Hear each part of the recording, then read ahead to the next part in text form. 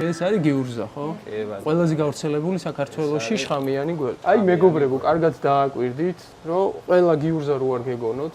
შეფერილობა სხვათა შორის არის ასეთი შეფერილობა, არსებობენ ცოტა ყავისფერი დაკრავთ და არიან ცოტა უფრო მუქი ნაცრისფრები. დაახლოებით ეს სამი ტონალობა არის ხოლმე. ნუ ეს არის გარემოზე დამოკიდებული, ნუ გარემოს მიხედვით ფერები, ასე ვთქვათ, ეცვლება რა. ისეთი შხამიც არ აქვს გიურზას, რომ რაღაც არის ხოლმე იტყვიან, რომ რაღაც 15 წუთში კლავს და რაღაც არის ხოლმე ესეთი რაღაც გავრცელებული რაღაც მითების დონეზე. რეალურად არ არის ეგრე. თუ სწრაფად მოხდა ჩარევა, რეაგირება. საშუალოდ გაქვს 4-დან 6 საათამდე გააჩნია სხეულის რა ნაწილში გიყვეს კიდე. ძირითადად დაკვენა ხდება ხოლმე კიდურებში. ან გადაადგილების დროს თუ შემთხვევით ფეხი დავაბიჯეთ და ფეხზე ხდება ხოლმე, ან ადამიანებმა ხშირად იციან რაღაც ჯოხით რაღაცა და ხელზე ხდება ხოლმე ამ დროს კბენა.